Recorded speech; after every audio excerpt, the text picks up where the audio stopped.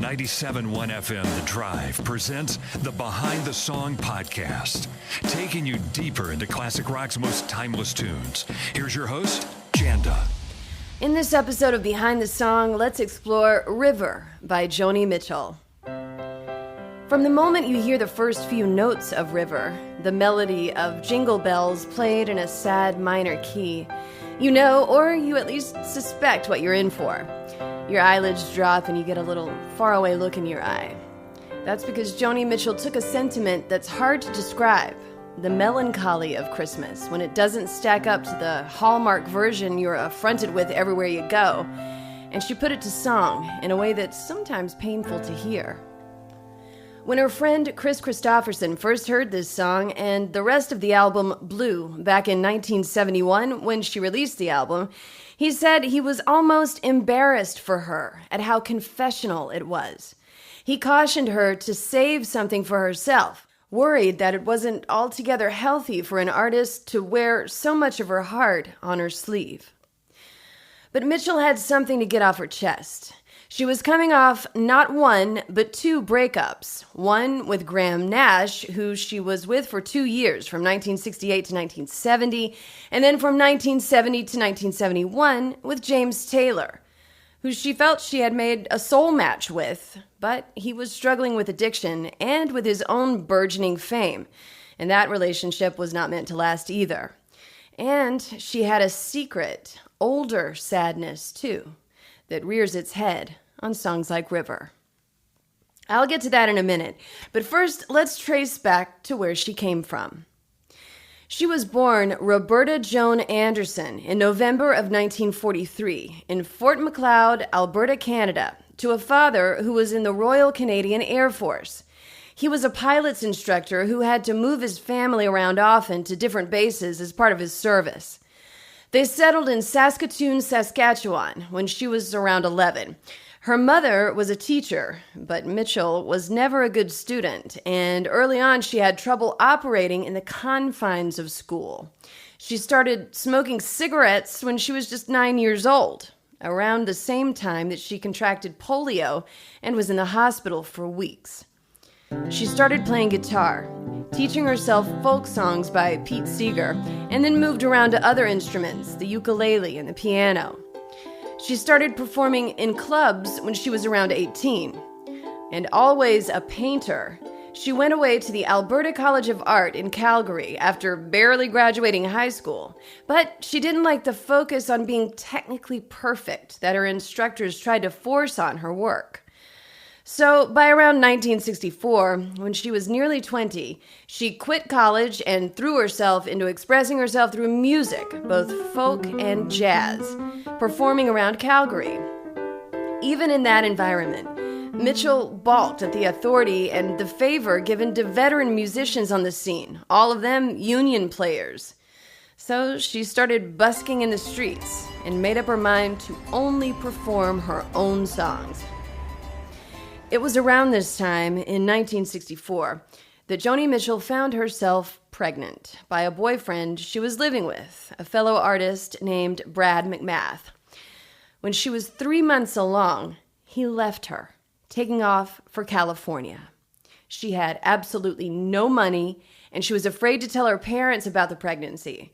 So she gave birth to her daughter alone at a charity hospital in Toronto in 1965, and made the painful decision to give her child up for adoption. She didn't talk about this in public, but she said that the birth of her daughter was the moment that her songwriting became so confessional.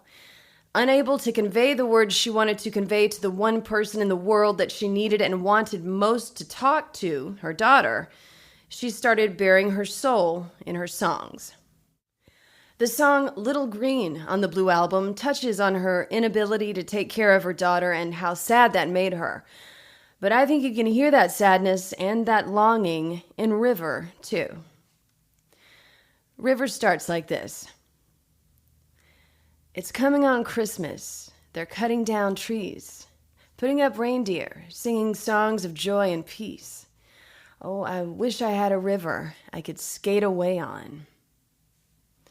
Now, how many of us have had to do something that we didn't want to do to pay a price we didn't want to pay, or to be in a place we didn't want to be in without any choice in the matter. At those times, whether it's Christmas or not, it seems like the whole world is the one smiling and laughing, while you alone are the one carrying the weight of whatever burdens you. This is, of course, amplified at Christmas time, when, to a person struggling, the forced cheer of the season can all be a bit too much, something to escape from rather than celebrate. The song goes on. But it don't snow here. It stays pretty green. I'm gonna make a lot of money, gonna quit this crazy scene. Oh, I wish I had a river I could skate away on. Sometime around 1965, Joni Mitchell left Canada for the first time, going to Detroit and New York. She got married to Chuck Mitchell, a folk singer in New York City, although the name she took lasted far longer than the marriage. The relationship fizzled in 1967, but she made New York her base for a time, playing and touring as a solo artist. She began to get the attention of other artists with her songwriting style and her unique approach to playing guitar, no doubt influenced by her love for jazz, but also by her compensating for weakness in her hand from the polio she suffered as a kid. In the late 60s, David Crosby saw her play at a club in Florida, and he was so blown away by her that he brought her back to Los Angeles with him. It was this meeting that really set her on her path. She was eventually signed to a record deal and released her first album. Los Angeles became her home base, and it still is today. So by the time she wrote River for the Blue album, her fourth, in 1971, she knew how Southern California weather in winter was really no different from spring or summer or fall. She wrote the song when she was living in Laurel Canyon in Los Angeles, which, although it's in the heart of the city, is really just a grouping of hills forming a pass from the LA side of the city to the valley side. There are trees and flowers, and yes, even in winter, everything stays pretty green. And how that must have affected a girl from the wilds of Canada, who wished, after breaking up with two lovers and carrying that secret of hers for so long, for nothing more than a gray winter's day and an icy river and a pair of metaphorical ice skates. The song goes on. I wish I had a river so long I would teach my feet to fly. I wish I had a river I could skate away on. I made my baby cry. He tried hard to help me. He put me at ease. He loved me so naughty, made me weak in the knees. I wish I had a river I could skate away on. I mentioned earlier that David Crosby discovered Joni Mitchell. They were also together briefly upon her arriving in Los Angeles, but that relationship soon fell apart because she felt he was treating her like a prized possession, some kind of a diamond in the rough that he had found like a miner striking gold.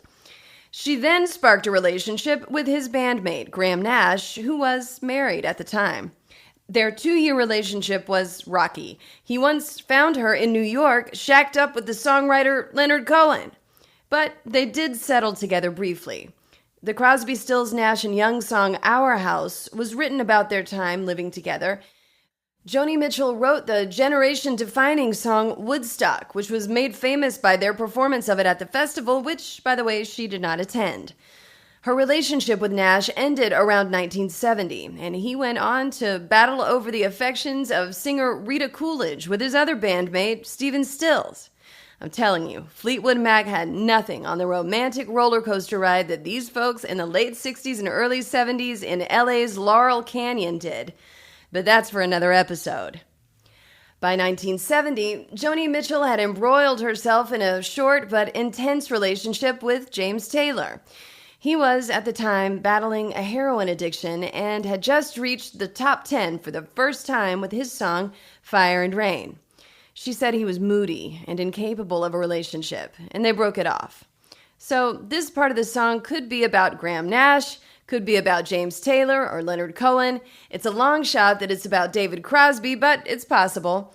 And suffice to say, she was probably at that point you get to after a good breakup, where you just don't want to be with anybody. at least for a while. How you just want to skate away from the drama. The song goes on. I'm so hard to handle. I'm selfish and I'm sad. Now I've gone and lost the best baby that I've ever had. I wish I had a river I could skate away on. I wish I had a river so long I would teach my feet to fly.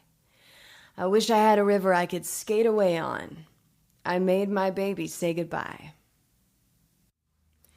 In 1971, no one in popular music wrote lyrics like this, calling themselves out for being selfish and sad. This is the stuff that Chris Christopherson warned her about being too open and bare. But Joni Mitchell wrote this song like she lives her life, out in the open. And her style has influenced artists whose stock in trade is soul-searching confessionals. Taylor Swift, Jewel, and others come to mind, following in the footsteps of this legend. The song ends. It's coming on Christmas. They're cutting down trees, putting up reindeer, and singing songs of joy and peace. I wish I had a river I could skate away on. Mitchell and her daughter were finally reunited in 1997 when her daughter was 32 years old. Her daughter, who she named Kelly Dale, was renamed Kilauren Gibb by her adoptive parents and was raised in a comfortable home in Toronto. People had told Gibb she looked a lot like Joni Mitchell as she grew up. Blue eyes, blonde hair, and she set out to find the identity of her birth mother when she became pregnant with her own child. Mitchell had begun searching too, both women answering a need to find one another after all those years. When they connected, Mitchell left Kilauren a message that simply said, "Hi, it's Joni. Please call me. I'm overwhelmed." River was never released as a single, but it has become a Christmas song for her fans because it represents a side of Christmas and this time of year that a lot of people have a difficult time expressing or dealing with. The sadness of Christmas pasts, better times with better lovers or old friends, of holding a baby that you couldn't take care of, but loved very much and had to let go. And the song has been covered by over 500 artists around the world, including her former flame, James Taylor, her sometime collaborator, Herbie Hancock, Hart, Linda Ronstadt, Roseanne Cash, Sam Smith, and CeeLo Green, to name a few. James Taylor has said something I like about this song, something to the effect that it wasn't meant to be a Christmas song, but it was the Christmas song that was meant to be. I'm Janda, and this has been Behind the Song. Special thanks to Christian Lane for sound design and engineering. On the way, episodes on songs by Supertramp, Jerry Rafferty, and more. Classic rock and roll. Put the power of podcasting to work for your business. You can be part of Behind the Song and reach potential customers inside every episode. To advertise your product or service by sponsoring Behind the Song, send an email to podcast@hubbardradio.com now.